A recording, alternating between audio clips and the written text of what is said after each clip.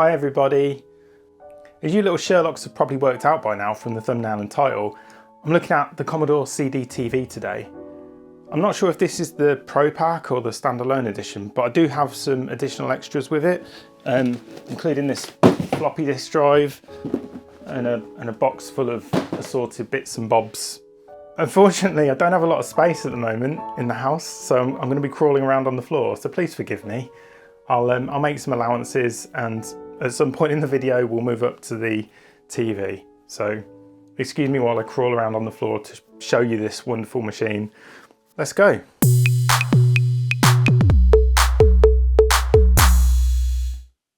This CDTV has been loaned to me from my Uncle John, so thanks Uncle John. Yippee-ki-yay, mother. First let's have a look at the box itself. There's not much going on here. There's a CDTV logo on there, obviously. Commodore. What's on the back? Oh, heavy, heavy, heavy. Oh, it's a massive thing, this. Okay, various languages and a few bullet points describing what's in the box. So it says CDTV player, remote controller with batteries, welcome disc, 1-year warranty, documentation, connecting cables. So that's all there is. Oh, what's in there then? So Uncle John reckons this hasn't been opened in over 25 years. And certainly hasn't been powered on. So I'll have a look at that later on and see what the crack is. All right, so right on top we've got Pinball Fantasies in the box. I don't know if that was original with it. This appears to be floppy disks, so I would imagine not. Let's put that to one side. What else we got? Got Microprose Golf, again, just stuffed in here. Zool, classic. Not my favourite platformer ever, but you know, a boon for Amiga owners, that's for sure. What else is there? Oh, come on, come on.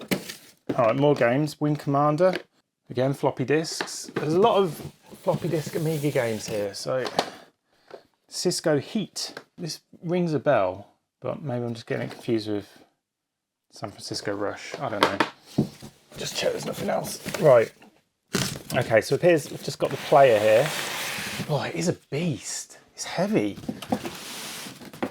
Right. Okay. So the polystyrene actually has front and rear printed on it. I don't know if you can see that. Oh, and there's a keyboard as well. So either it was the Pro Pack, which came with these parts separately, or Uncle John purchased them after the fact. So put that to one side for now. Right, so that's the rear polystyrene. Pop that back in the box. And there's the player. Oh, I'm really excited about this. This is it's a hard machine to come by. They're not very common, and certainly not in the box like this. It was something of a failure, I suppose, because a couple of years after this launched, Commodore changed tack and released the CD32 as a standalone game system. Although I believe, you know, again with the addition of a keyboard and floppy drive, you could effectively turn it into an Amiga. Okay, right, let's get that out of the way. So, the CDTV. Yeah, I mean, it's a nice looking unit. It's quite simple, very 90s aesthetic. I had a quick look online to see what common failures are with it, just in case I run into any issues. It seems the display seems to be a common issue with these. There doesn't seem to be a huge problem with power supplies, unlike the C64 for instance. So I've got high hopes that this will in fact just work. What's on the back? Oh, huge array of connections. Wow, where do I start? Okay, power, obviously. It's a disk drive connector, serial port, parallel RGB video. Got an RF output, an antenna input and an RF output. Huh, interesting. I wonder would it use the antenna in for? Maybe it's just a pass through. Composite video out, audio out. No S-video on this. Maybe that was US only. There's an expansion bay, I'm guessing for the FMV cartridge. MIDI output and input, pretty cool. And that's about it. Wow, okay. All right, let's get this up on the TV stand and take a closer look. Right, so on the front we've got power.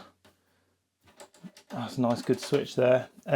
CD drive, which actually uses CD caddies, so I'll make sure I've got one of those. The remote sensor, display, some sort of light indicator, and obviously this could be used as a CD player, which weren't, you know, especially common in the early 90s. I mean, this came out in 1991, I believe. So even back then, they were just gaining more and more traction. Obviously they've been around in the 80s, but very, very expensive. So this may well have been someone's very first CD player in the home. So we've got standard CD transport controls, such as play, pause, stop, rewind, fast forward, which I assume work as track skip as well. Volume up and down, and then a button here to switch between CD mode and TV presumably, and a reset button. So all good stuff. Right, now as I said, I'm no electronics expert, but I feel like I should at least take a cursory look inside just to see if there's any obvious issues. So it looks like there's 1, 2, 4 screws on the sides there that should enable this top cover to come off, and like I said, I'll just take a quick look and see if there's anything obvious, especially around the power supply. Looks like there's a warranty sticker there just to show whether or not the top has been taken off. We don't care about that, it's our warranty. Oh, God, do I actually have to cut this? Can I just pick it off? There are 2 additional screws on the back, here and here. So let's get those out and take a look inside. So that's what the unit looks like inside, or at least part of it. Yeah, I'm not going to go any further than this. I'm just going to YOLO it. Let's see what happens. I mean, there's nothing obvious on this top board. I mean, that's not an indicator of much. Yeah, let's just plug it in, see what happens. I'm sure it'll be fine, right? Yeah, it'll be fine. Who am I trying to convince, me or you? Me. I'm trying to convince me. Yeah, it'll be alright. Uncle John says I can do it anyway, and what Uncle John says is like law. It's okay, I'm a cop. Alright, let's get this thing powered up. There's a power supply. I found the remote. The remote was in that box of stuff. It's a pretty cool looking thing actually. Gamepad, some various controls there, I guess, for the CD player and stuff. Yeah, pretty neat. I mean, not the most ergonomic thing in the world, but I'm sure it does the job. Right, I'm going to use the composite video out and the audio left and right RCA plugs out. And what I'm going to do is connect this to my AV amp, and then hopefully, I'm pretty sure my AV amp will output HDMI to the TV. Right, give me a minute, I'll sort this out. Okay, so this is the first time this particular machine has been switched on in 25 years, reportedly. I don't know how this is going to go, so let's just see. Okay, so we have something on display. That's encouraging. It's not doing anything. Oh!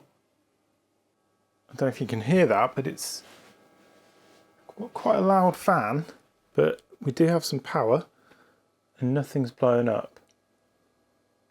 I'd count that as a win. I've got nothing on the screen though. Let me just adjust the camera, and we'll see if we can figure out how to get a picture on the screen. It's on. Let's have a look. I'm sure it should be. Hey, all right. That's a good start. Cool, okay, nothing blew up and it appears to be working. Let's pop a disc in. I've got the caddy here loaded with lemmings. I don't know if you can see that, I've turned the lights off. This disc was a bit scratched, so it may or may not work. Let's see. I'll pop that in. Oh, it's not making a noise. Hang on. CD. Let's try that. Play.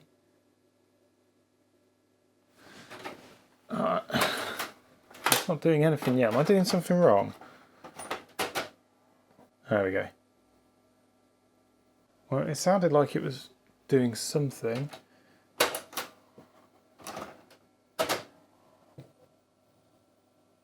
No. All right, 2 ticks. I'm going to Google it. Right, so it appears what's happening is the disc is going in, it's spinning like a little bit and then stopping. Google came up with possibly bad capacitors on the CD drive. That is not something I'm willing to look into. It looks like a pain in the ass. I'm going to try with floppy disks because there is a disk drive, so fingers crossed that works. Let's see. So I opened the floppy disk box and inside was the manual, which I thought looked kind of neat. It's got like a picture of some chess. People like chess. And there's just some stuff in about. I'm just going to connect it up and see how it works, but I just thought the manual was pretty cool. And I don't know why. Like it? You like the manual? I bet you do. So that's what's inside the box, floppy disk drive, and it's black to match the system. I've already connected up the keyboard here and the mouse. So you can see I've got the keyboard, floppy disk drive, and matching black mouse. Very cool. It's a very cool looking system, very 90s. I like it.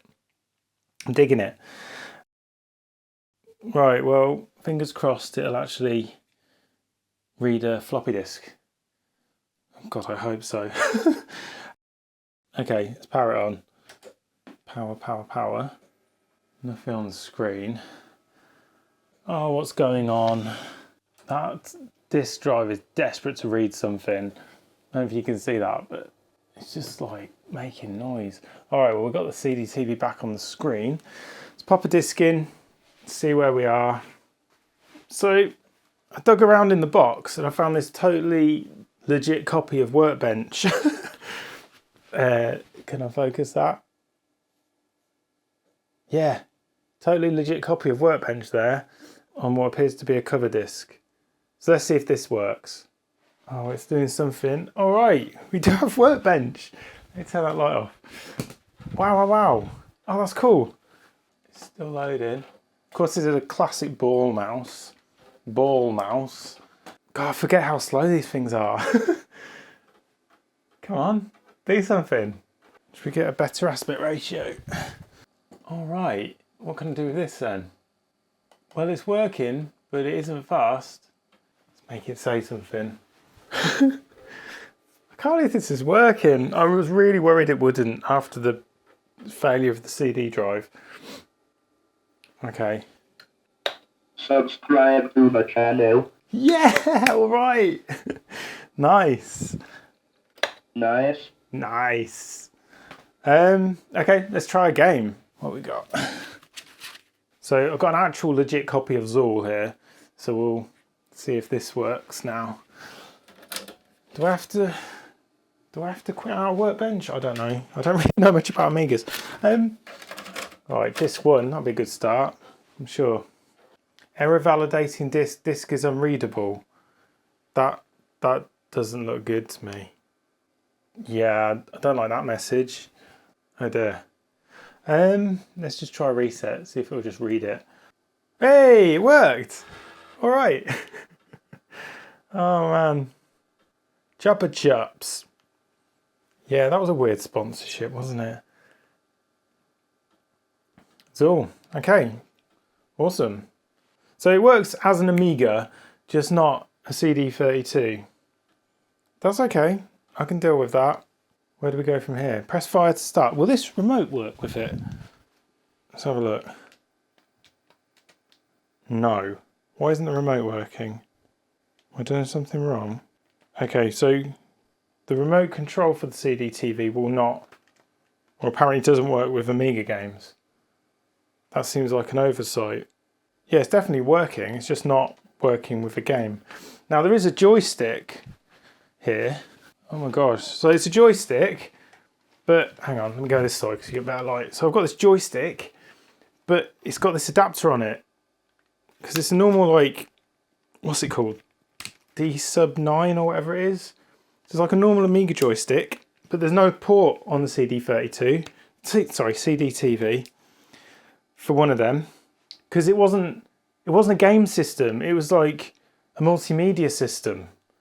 So yeah, why would you need a joystick port, right? Well done, well done. All right, let me plug this in and we'll see where we go. Okay, so the joystick is connected, I think. This is, I've not tried this. Literally, I'm gonna press fire, see what happens. Nothing. Brilliant. Another fire button, nothing. Nothing's happening. I don't think I'm doing anything wrong. Maybe it's crashed. Hang on, let's try pressing some keyboard keys.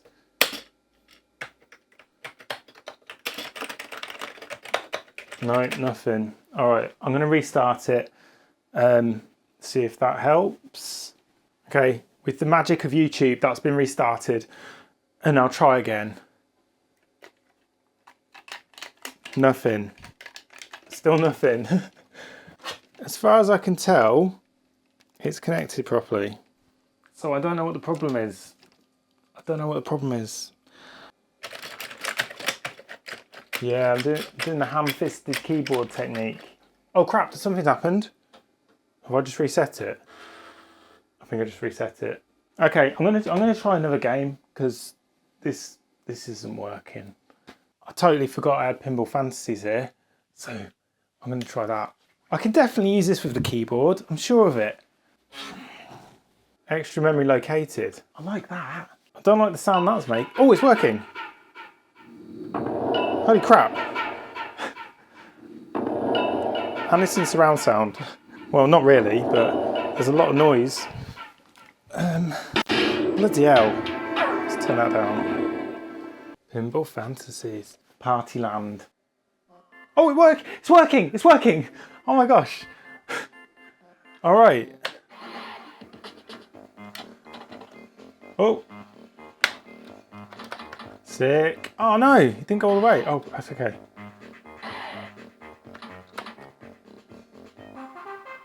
Oh man, this game is so much fun. Oh, that was close. Cool. Okay, so that's all working. Yeah, I'm gonna leave it there for today, I think. Sad about the CD drive. I wish that had worked. That's kind of the whole point of this thing, isn't it? At least it works as an Amiga. Yeah. At least it works as an Amiga. That's good. That's something. So I hope it wasn't too boring. CDTV. I got some facts about it. Hang on. It's widely known as a bit of a failure and a footnote in computer history at this point. And lots of people attribute that to the price. So I was doing some research into the prices and I don't think it was, I don't think the price was that bad. Certainly in the UK. In the US I think is more of a different story. In the UK you pick one of these up for like 399 quid back in 1991. And £399 back then would have got you an Amiga 500 Cartoon Classics pack. So for the same price as that, you got the CDTV with a built-in CD-ROM drive. Future-proof, right? Well, no, not exactly, obviously. I don't think that was a bad deal. And then the Pro Pack was $499, which gave you the system, the disk drive, the keyboard, and a mouse. So for $499, like an extra £100 over the Cartoon Classics pack, you not only had the A500, but you also had effectively an Amiga with a CD-ROM drive. So I think that was quite good pricing. In the US it retailed at $999, which adjusted for inflation is like $2,000 now. And that's a bit more steep, I think. I mean, it wasn't much better in the UK, but yeah, that's a harder pill to swallow, for sure. But this thing, you've got to remember, this thing was competing with pretty much just the CDI, the Philips CDI, which came out the year before. And I think it did admirably. CDI definitely had more support, and it had been hyped up for years ahead of time. But yeah, so this was discontinued after about 2 years in 1993, and Commodore just went all in with the CD32, the pure gaming system pretty much. So that was that. But yeah, I like the look of this. I love this old like black 90s aesthetic. I think it's really neat looking. I'm going to look at getting that CD drive repaired. I think it'd be really cool to see that working again. Because I don't think it's fatal. I mean, the system itself seems to work more or less okay. And the CD drive's trying to do something. So yeah, hopefully we can get those capacitors looked at, maybe get the gearing mechanism lubricated, get it lubed up, and see where we go. So yeah, thanks for sticking around. It was a bit of a longer one today, and I didn't really know where I was going with it, winging it a little bit. I was hoping it'd work, obviously, it didn't. So yeah, see you next time, I guess. Bye.